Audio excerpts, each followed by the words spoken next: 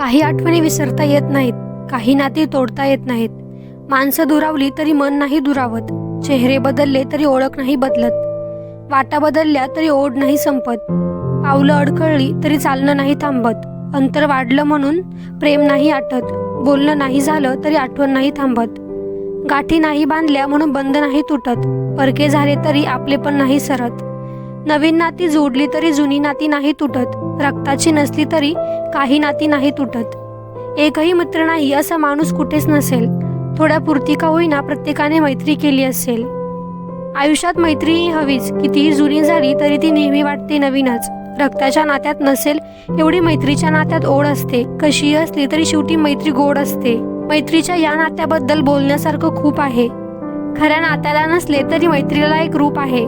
मैत्रीला कधी गंध नसतो, मैत्रीचा फक्त छंद असतो. मैत्री सर्वांनी करावी, त्यात खरा आनंद असतो.